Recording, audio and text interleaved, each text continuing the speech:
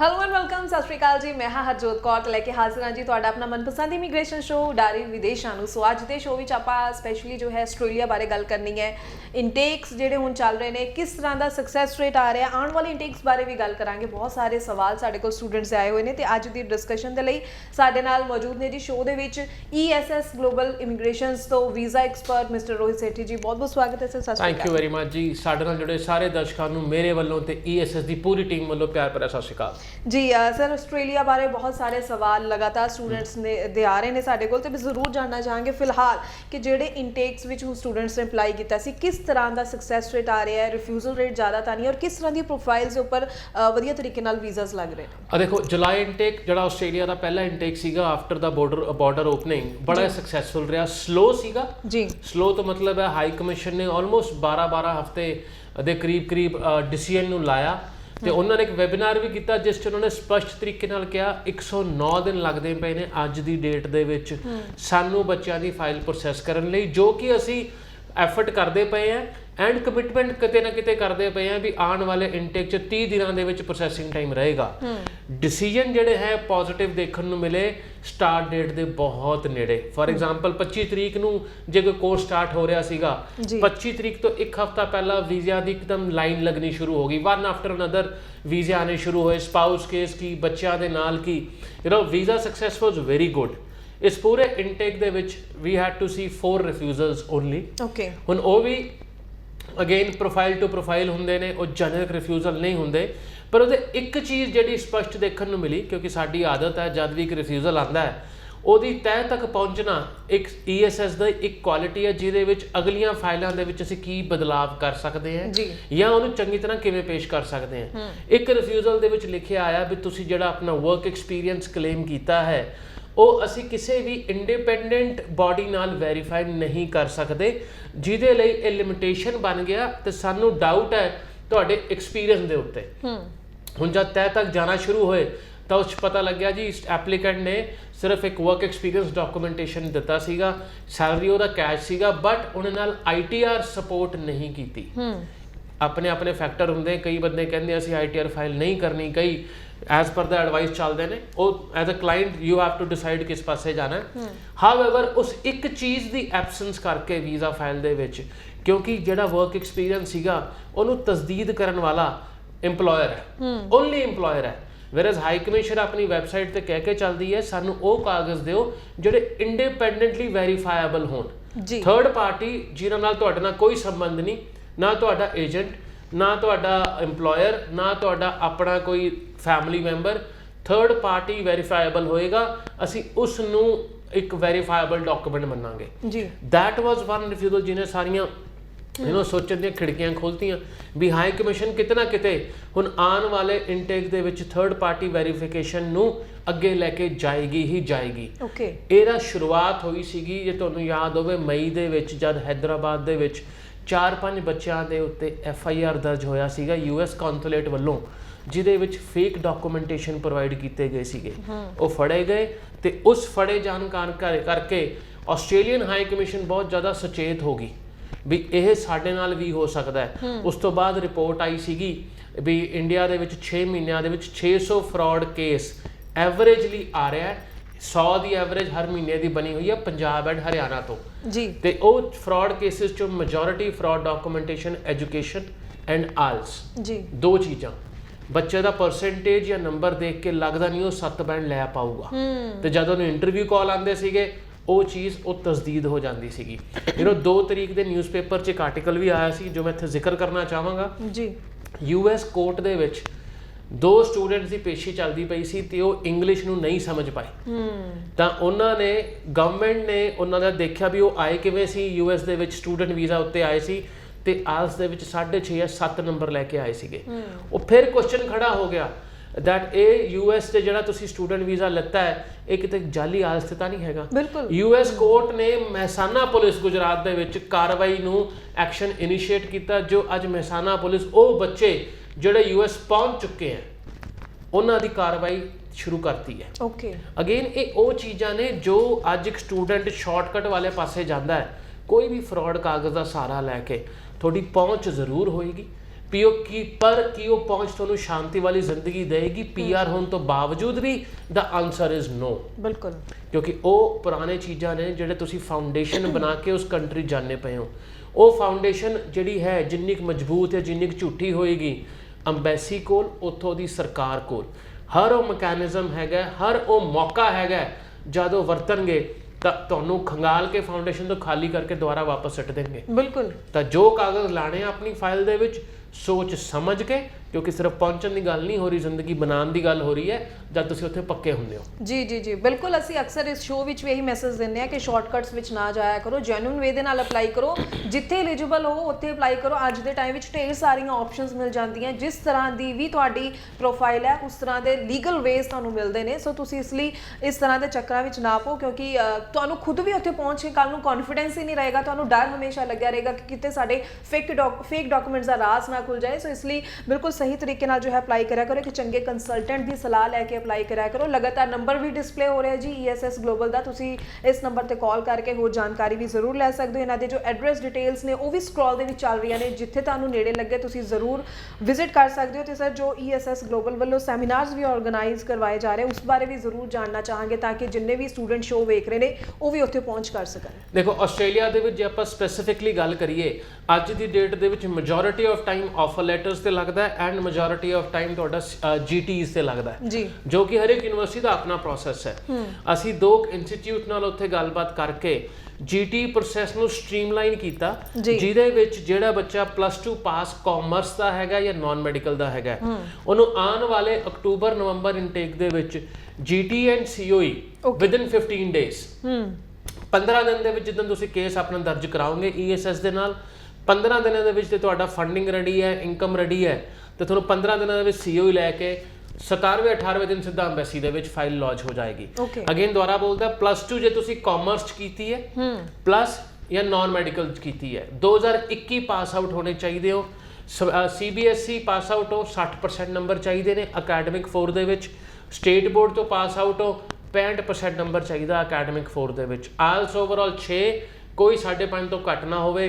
ਤੁਹਾਡਾ ਪਿੱਛੇ ਕੈਨੇਡਾ ਤੋਂ ਰਿਫਿਊਜ਼ ਹੈ ਜਾਂ ਕਿਸੇ ਹੋਰ ਕੰਟਰੀ ਤੋਂ ਰਿਫਿਊਜ਼ ਹੈ ਐਕਸੈਪਟ ਆਸਟ੍ਰੇਲੀਆ, ਤਾਂ ਅਕਤੂਬਰ-ਨਵੰਬਰ ਇਨਟੇਕ ਦਾ ਮੌਕਾ ਨਹੀਂ ਛੱਡਣਾ, ਕਿਉਂਕਿ 2021 ਪਾਸ ਆਊਟ ਜਿਹੜਾ ਬੱਚਾ ਹੈ ਅਖੀਰਲਾ ਇਨਟੇਕ ਹੋਏਗਾ ਜਦ ਆਸਟ੍ਰੇਲੀਆ ਉਹਨੂੰ ਐਕਸੈਪਟ ਕਰੇਗਾ।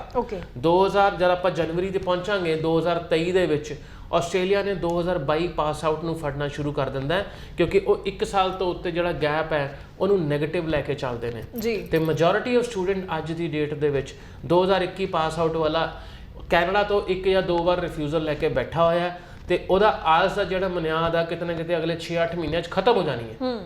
ਉਹਨਾਂ ਵਾਸਤੇ ਗੋਲਡਨ ਓਪਰਚੁਨਿਟੀ ਐਂਡ ਗੋਲਡਨ ਮੌਕਾ ਆਸਟ੍ਰੇਲੀਆ ਵਿੱਚ bachelor of IT, bachelor of commerce, accounting, communication ਔਰ PR ਦੇ ਡਿਗਰੀਜ਼ ਕਰਨ ਦਾ। ਫੀਸ ਬੜੀ ਓਕੇ ਟਾਈਪਸ ਹੈ, ਕੋਈ ਜ਼ਿਆਦਾ ਐਕਸਪੈਂਸਿਵ ਨਹੀਂ ਹੈਗੀ with the university, but the best thing is ਜਿਹੜਾ ਤੁਹਾਡਾ ਪ੍ਰੋਸੈਸਿੰਗ ਟਾਈਮ ਹੈ ਉਹ 15 ਦਿਨ ਦਾ ਰਹਿ ਜਾਏਗਾ COE ਆਉਣ ਤੱਕ ਦਾ, ਜੇ ਤੁਹਾਡੇ ਡਾਕੂਮੈਂਟੇਸ਼ਨ ਰੈਡੀ ਹੈ। ਉਸੇ ਤਰੀਕੇ ਨਾਲ ਜੇ ਤੁਸੀਂ ਮਾਸਟਰਸ ਵਿੱਚ ਜਾਣਾ ਹੈ, ਤੁਸੀਂ BCA ਪਾਸ ਆਊਟ ਹੋ, BSc IT ਪਾਸ ਆਊਟ ਹੋ, MCA ਕੀਤੀ ਹੈ ਔਰ BTech in computer science engineering ਕੀਤੀ ਹੈ, ਉਹਨਾਂ ਵਾਸਤੇ 4 opportunities in masters degree in IT, artificial intelligence ਹੈਗੀ ਹੈ, ਡਾਟਾਬੇਸ ਹੈਗੀ ਹੈ, ਸੌਫਟਵੇਅਰ ਡਿਵੈਲਪਮੈਂਟ ਹੈਗੀ ਹੈ ਐਂਡ ਮਲਟੀਮੀਡੀਆ ਦੇ ਮਾਸਟਰਸ ਡਿਗਰੀ ਨੇ। ਇਹਨਾਂ ਵਿੱਚ ਉਹ ਜਾ ਸਕਦਾ ਹੈ। ਸੈਕਸ਼ਨ 1 ਸੈਕਸ਼ਨ 2 ਯੂਨੀਵਰਸਿਟੀ 55% ਐਂਡ ਤੁਹਾਡਾ ਜਿਹੜਾ ਸੈਕਸ਼ਨ 3 ਯੂਨੀਵਰਸਿਟੀ ਆ ਫਸਟ ਡਿਵੀਜ਼ਨ ਚਾਹੀਦੀ ਹੈ। ਓਵਰਆਲ 6 ਬੈਂਡ, ਕੱਲੇ 6 ਬੈਂਡ ਤੁਹਾਡੇ ਹੋਣੇ ਚਾਹੀਦੇ ਨੇ to be eligible for masters. ਵਿਆਹ ਤੁਹਾਡਾ ਨਵਾਂ ਹੈ ਉਹ ਵੀ ਚੱਲੇਗਾ, ਕੋਈ ਸਮੱਸਿਆ ਨਹੀਂ ਹੈਗੀ। ਅਗੇਨ ਤੁਹਾਡੇ GT ਦਾ ਪ੍ਰੋਸੈਸ ਹੈ 15 ਦਿਨਾਂ ਵਿੱਚ ਖਤਮ ਹੋਏਗਾ ਜੇ ਤੁਸੀਂ ਇਸ ਪਾਰਟਿਕੂਲਰ ਬੈਕਗ੍ਰਾਉਂਡ ਨੂੰ ਬਿਲੋਂਗ ਕਰਦੇ ਆ। ਤਾਂ ਸਾਡਾ ਜਿਹੜਾ ਮਾਰਕੀਟਿੰਗ ਕੈਂਪੇਨ ਹੈ that is launchment in 1 month in Australia for higher education, not for vocational programs।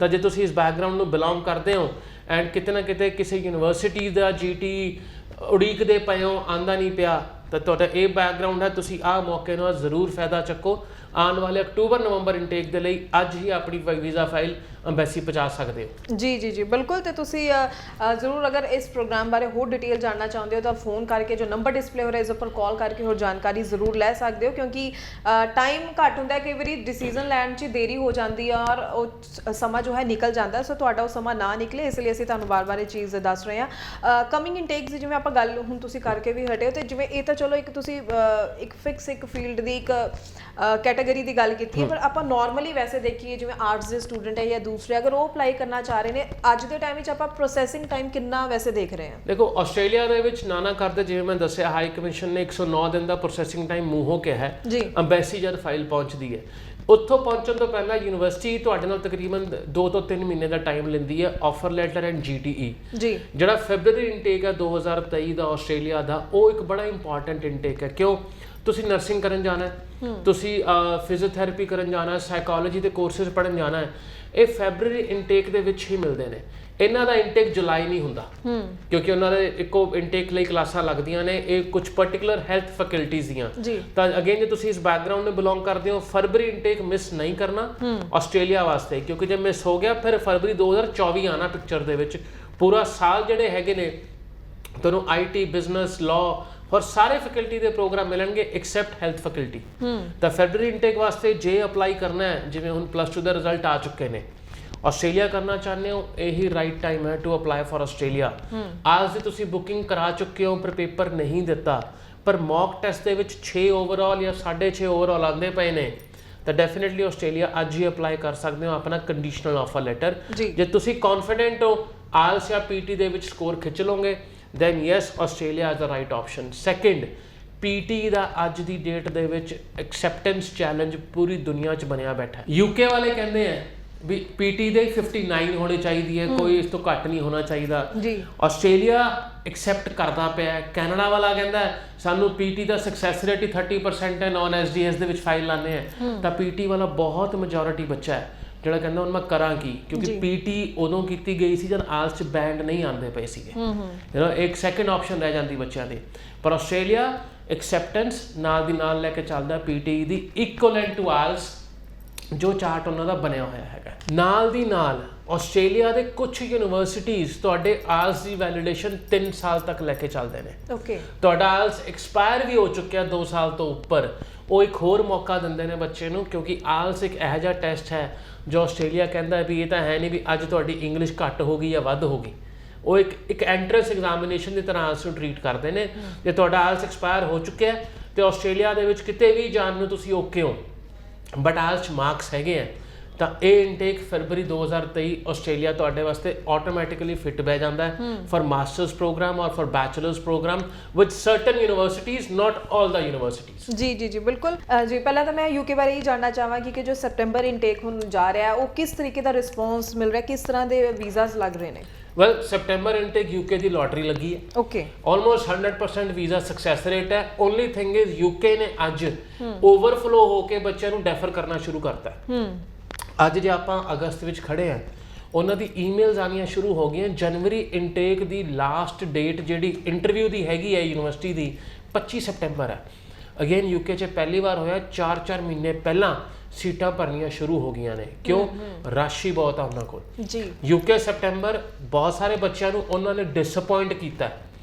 Cash the fees ਭਰੀ, ਟਿਊਸ਼ਨ ਫੀਸ ਗਈ, ਪਰ ਕੈਸ਼ ਨਹੀਂ ਆਇਆ। ਉੱਥੋਂ ਮੇਲ ਆ ਗਿਆ ਸਾਡੀ ਸੀਟਾਂ ਭਰ ਚੁੱਕੀਆਂ ਨੇ, ਹੁਣ ਤੁਸੀਂ ਅਗਲੇ ਇਨਟੇਕ ਦੇ ਵਿੱਚ ਡੈਫਰ ਕਰੋ। ਜਾਂ ਕਈ ਬੱਚਿਆਂ ਦੇ ਆਫਰ ਆਏ ਪਰ ਇੰਟਰਵਿਊ ਲਈ ਡੇਟ ਹੀ ਨਹੀਂ ਮਿਲੀਆਂ ਕਿਉਂਕਿ ਸੀਟਾਂ ਭਰ ਚੁੱਕੀਆਂ। ਅਗੇਨ UK ਉਹਨਾਂ ਬੱਚਿਆਂ ਵਾਸਤੇ ਹੈ ਜਿਹੜਾ ਅੱਜ ਕਹਿੰਦਾ UK ਦੇ ਕਿਤੇ ਵੀ ਸਿਟੀ ਆਪਸ਼ਨ ਹੋ ਜਾਏ। ਉਹ ਦਿਨ ਚਲਾ ਗਿਆ ਜਦ ਆਪਾਂ ਕਹਿੰਦੇ ਸੀ ਮੈਂ ਤਾਂ ਬਰਮਿੰਗਮ ਹੀ ਜਾਣਾ, ਮੇਰੇ ਚਾਚਾ ਜੀ ਮਾਮਾ ਜੀ ਉੱਥੇ ਹੈਗੇ ਨੇ ਤੇ ਮੈਂ ਵੇਟ ਕਰਾਂਗਾ, ਤੇ ਉੱਥੇ ਇੱਕ ਯੂਨੀਵਰਸਿਟੀ ਜਾਂ 2 ਯੂਨੀਵਰਸਿਟੀਆਂ ਅਪਲਾਈ ਕਰਕੇ ਬਹਿ ਜਾਂਦੇ ਸੀਗੇ। ਅੱਜ ਨਾ ਕਰਦੇ ਵੀ ਬਰਮਿੰਗਮ ਦੀ ਇੱਕ ਪਪੂਲਰ ਯੂਨੀਵਰਸਿਟੀ ਹੈ ਜਿਹੜਾ 6-5.5 ਨਾਲ ਐਡਮਿਸ਼ਨ ਦਿੰਦਾ ਹੈ। 750 ਆਫਰ ਲੈਟਰ ਪੈਂਡਿੰਗ ਹੈ ਸੈਪਟੈਂਬਰ ਇਨਟੇਕ ਦਾ। ਓਕੇ, ਉਹ ਨਾ ਮਨਾ ਕਰਦੇ ਪਏ ਆ। ਇੱਕ ਮੇਲ ਆ ਜਾਂਦੀ ਹੈ ਦੈਟ ਚਲੋ ਡੈਫਰ ਕਰੋ ਜੀ, ਤੁਹਾਡਾ ਕੋਰਸ ਭਰ ਗਿਆ, ਜਾਂ ਇੱਕ ਦਿਨ ਨੂੰ ਆਫਰ ਦੇ ਦਿੱਤਾ। ਹੁਣ ਤੁਸੀਂ ਇਸ ਆਸ ਦੇ ਵਿੱਚ ਵੇਟ ਕਰਨਾ ਚਾਹੁੰਦੇ ਹੋ ਤੇ ਟਾਈਮ ਨਾਲ ਪਲੇ ਕਰਨਾ ਚਾਹੁੰਦੇ ਹੋ, ਤੁਹਾਡੀ ਕਾਲ ਹੈ। ਬਟ ਜੈਨੂਇਨ ਸਟੂਡੈਂਟ ਜਿਹੜਾ ਐਕਚੁਅਲ ਦੇ ਵਿੱਚ ਪੜ੍ਹਨਾ ਚਾਹੁੰਦਾ ਹੈ ਉਹਦੇ ਲਈ ਕੋਰਸ ਮਾਇਨੇ ਰੱਖਦਾ ਹੈ, ਯੂਨੀਵਰਸਿਟੀ ਲੋਕੇਸ਼ਨ ਕਿਤੇ ਨਾ ਕਿਤੇ ਮਾਇਨੇ ਨਹੀਂ ਰੱਖਦੀ। ਇਹ ਮੈਂ ਵਰਡ ਕਿਉਂ ਬੋਲਿਆ? ਸ਼ਾਇਦ ਇਹ ਟਾਈਮ ਜਿਹੜਾ ਚੱਲਦਾ ਪਿਆ ਜਾਂ ਆਉਣ ਵਾਲਾ ਜਿਹੜਾ ਵੀ ਟਾਈਮ ਹੈ ਅਗਲੇ ਸਾਲ ਦਾ ਉਹ ਜੈਨੂਇਨ ਸਟੂਡੈਂਟਸ ਦਾ ਹੀ ਹੋਏਗਾ, ਰਾਦਰ ਪਹੁੰਚਦਾ ਹੋਏਗਾ। ਜੀ ਬਿਲਕੁਲ। ਤੇ ਆਪਾਂ ਸੈਪਟੈਂਬਰ ਇਨਟੇਕ ਦੀ ਗੱਲ ਕੀਤੀ ਹੈ, ਹੁਣ ਜਨਵਰੀ ਇਨਟੇਕ ਦੀ ਗੱਲ ਕਰੀਏ, ਸਟੂਡੈਂਟਸ ਕਿਹੜੇ ਹਲੇ ਵੀ ਅਪਲਾਈ ਕਰਕੇ ਜਨਵਰੀ ਇਨਟੇਕ ਦੇ ਲਈ ਆਪਣੀ ਸੀਟ ਲੈ ਸਕਦੇ ਨੇ? ਯੂਕੇ ਦਾ ਜਿਹੜਾ ਜਨਵਰੀ ਇਨਟੇਕ ਹੁੰਦਾ ਜੀ ਉਹ ਵੈਸੇ ਹੀ ਬੜਾ ਛੋਟਾ ਇਨਟੇਕ ਹੁੰਦਾ ਹੈ। ਬਹੁਤ ਸਾਰੀ ਯੂਨੀਵਰਸਿਟੀਜ਼ ਬੈਚਲਰ ਕੋਰਸਿਸ ਨੂੰ ਐਂਟਰਟੇਨ ਹੀ ਨਹੀਂ ਕਰਦੀਆਂ ਜਾਂ ਚਾਲੂ ਨਹੀਂ ਕਰਦੀਆਂ, ਕਿਉਂਕਿ ਉੱਥੇ ਸਿਸਟਮ ਐਜੂਕੇਸ਼ਨ ਦਾ ਇਹੋ ਜਿਹਾ ਬਣਿਆ ਹੋਇਆ ਸੈਪਟੈਂਬਰ ਟੂ ਸੈਪਟੈਂਬਰ ਹੀ ਅੰਡਰ ਗ੍ਰੈਜੂਏਟ ਕੁਆਲੀਫਿਕੇਸ਼ਨ ਨੂੰ ਐਂਟਰਟੇਨ ਕੀਤਾ ਜਾਂਦਾ ਹੈਗਾ, ਉਸ ਤੋਂ ਬਾਅਦ ਨਹੀਂ ਕੀਤਾ ਜਾਂਦਾ।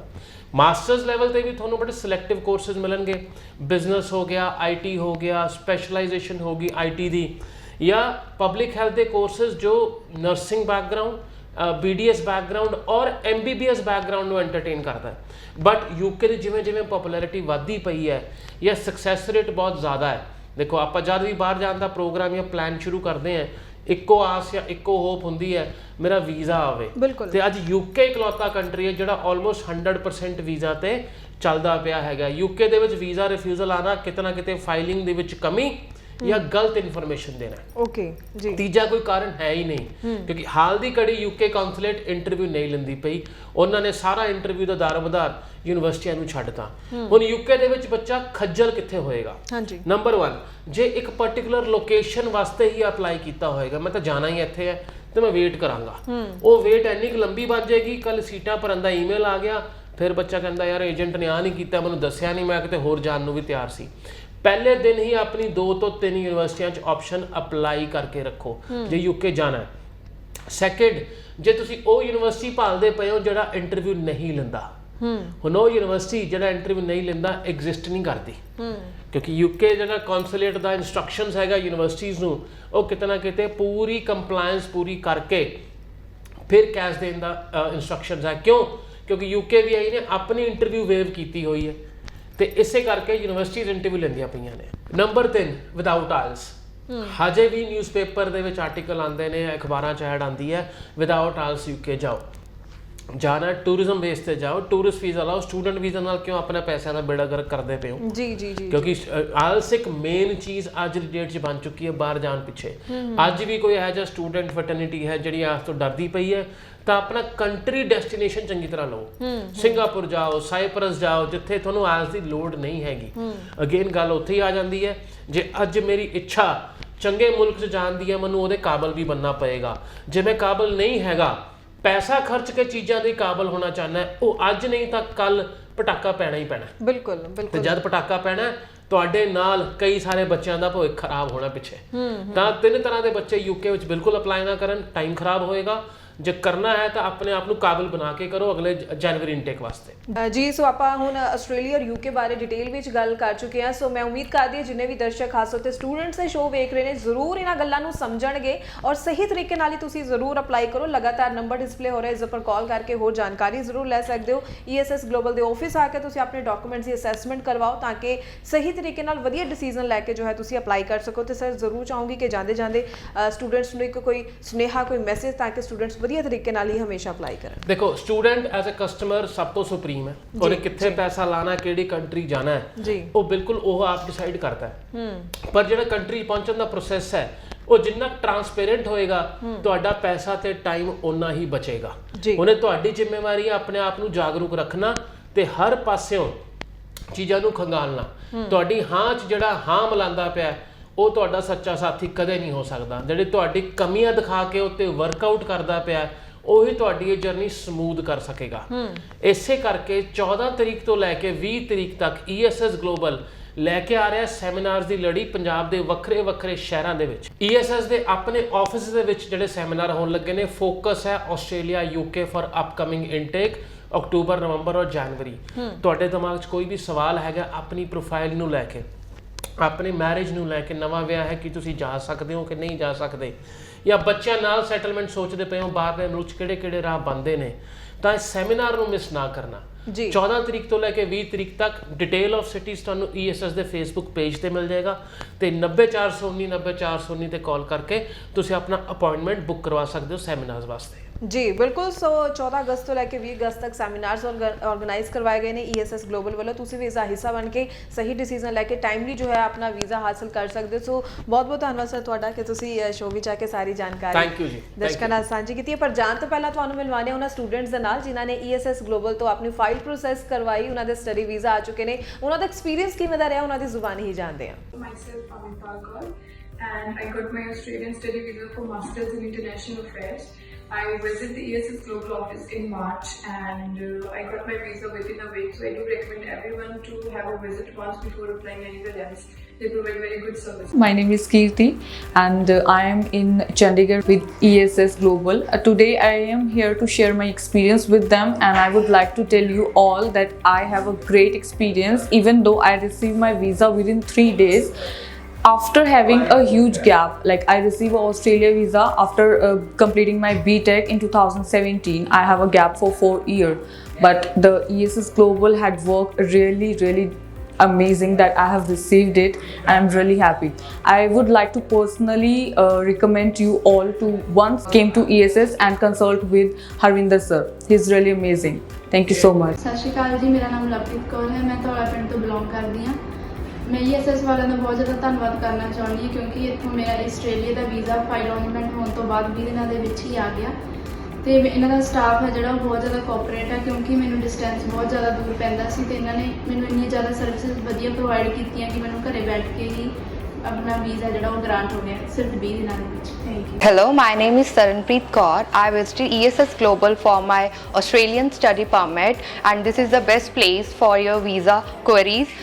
मेरी फ़ाइल बहुत ही ज़्यादा कॉम्प्लेक्स थी। Like I did in diploma in 2015 and 16 from Canada, तो उस वजह से कुछ इश्यूज़ थे कि मेरे को काफ़ी जगह से ऐसा हो रहा था कि नहीं मेरी फ़ाइल नहीं लगेगी, but ESS they give me the confidence, and today here I got my visa and I am so lucky that ESS will help me. मुझे ज़्यादा कॉल्स करने की ज़रूरत नहीं पड़ी, मुझे ज़्यादा वेट करने की ज़रूरत नहीं पड़ी। मेरा हर काम मेरी ऑफर लेटर से लेके मेरे वीज़ा आने तक इतना स्मूथली चला कि मेरा वीज़ा कब आ गया आई डोंट नो।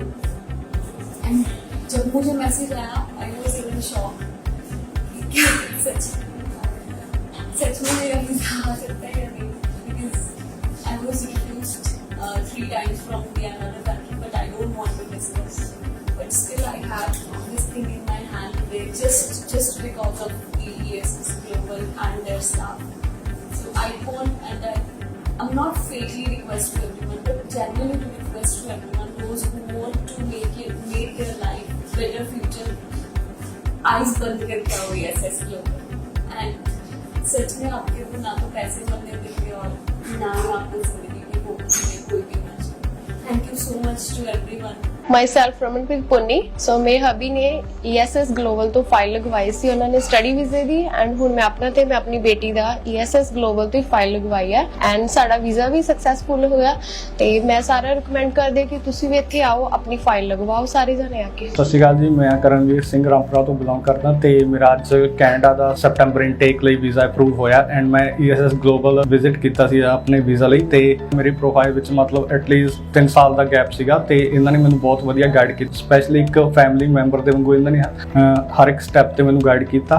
ਤੇ ਮੈਂ ਸਾਰਿਆਂ ਨੂੰ ਰਿਕਮੈਂਡ ਕਰਦਾ ਕਿ ਸਾਰੇ ESS ਗਲੋਬਲ ਜਾ ਕੇ ਇੱਕ ਵਾਰ ਇਹਨਾਂ ਤੋਂ ਕਾਉਂਸਲਿੰਗ ਫ੍ਰੀ ਲੈਣ ਤਾਂ ਕਿ ਤੁਸੀਂ ਆਪਣਾ ਬਾਹਰ ਜਾਣ ਦਾ ਸੁਪਨਾ ਜ਼ਰੂਰ ਪੂਰਾ ਕਰੋ, ਤੇ ਮੈਂ ਇਹਨਾਂ ਤੋਂ ਬਹੁਤ ਖੁਸ਼ ਹਾਂ। ਮੇਰਾ ਨਾਮ ਸੁਪ੍ਰੀਤ ਕੌਰ ਹੈ ਤੇ ਮੈਂ ਸਾਕੋਟ ਸਿਟੀ ਤੋਂ ਬਿਲੋਂਗ ਕਰਦੀ ਹਾਂ। ਮੈਂ ਆਪਣੀ +2 2020 ਚ ਪਾਸ ਆਊਟ ਕੀਤੀ ਸੀ ਤੇ ਮੈਂ ਕੈਨੇਡਾ ਸਟੱਡੀ ਕਰਨਾ ਚਾਹੁੰਦੀ ਸੀ, ਬਟ ਮੇਰੇ 2 ਸਾਲ ਦੇ ਗੈਪ ਕਰਕੇ ਮੈਨੂੰ ਸਾਰਿਆਂ ਨੇ ਕਿਹਾ ਸੀ ਵੀ ਤੇਰਾ ਵੀਜ਼ਾ ਨਹੀਂ ਲੱਗ ਸਕਦਾ। ਦੈਨ ਮੇਰੇ ਅੰਕਲ ਨੇ ਮੈਨੂੰ ਰਿਕਮੈਂਡ ਕੀਤਾ ਕਿ ਤੂੰ ESS ਗਲੋਬਲ ਵਿਜ਼ਿਟ ਕਰ ਤੇ ਉੱਥੇ ਆਪਣੀ ਪ੍ਰੋਫਾਈਲ ਸ਼ੋ ਕਰ। ਮੈਂ ਉੱਥੇ ਗਈ, ਸਾਰੇ ਸਟਾਫ ਨੂੰ ਮਿਲੀ, ਉਹਨਾਂ ਨੇ ਮੈਨੂੰ ਕਿਹਾ ਵੀ ਤੇਰੇ ਇਸੇ ਗੈਪ ਦੇ ਨਾਲ ਹੀ ਵੀਜ਼ਾ ਲੱਗ ਸਕਦਾ ਹੈ, ਤੇ ਅੱਜ ਮੇਰਾ ਵੀਜ਼ਾ ਆ ਚੁੱਕਾ ਹੈ। ਸੋ ਮੈਂ ਸਾਰਿਆਂ ਨੂੰ ਰਿਕਮੈਂਡ ਕਰਦੀ ਹਾਂ ਕਿ ਤੁਸੀਂ ਸਾਰੇ ESS ਗਲੋਬਲ ਜਾਓ, ਵਿਜ਼ਿਟ ਕਰੋ ਤੇ ਆਪਣਾ visa ਲਗਵਾਓ। Myself Supreet Kaur, I am from Beda, the district Fatehgarh Sahib. I have done my graduation in arts. After that, I have done my job as an office assistant, and I plan for my further study in UK, and I have visited ESS Global Chandigarh. They have recommended me very valuable information, and I applied my spouse visa, and today I received my visa within 25 days. I really thank ESS Global, especially Harpreet ma'am and Konika ma'am. They helped me at each and every step in my process. Thank you. ਤੇ ਇਸ ਦੇ ਨਾਲ ਹੀ ਹੁਣ ਮੈਨੂੰ ਯਾਨੀ ਕਿ ਹਰਜੋਤ ਕੌਰ ਨੂੰ ਵੀ ਦਿਓ ਜੀ ਇਜਾਜ਼ਤ। ਧੰਨਵਾਦ।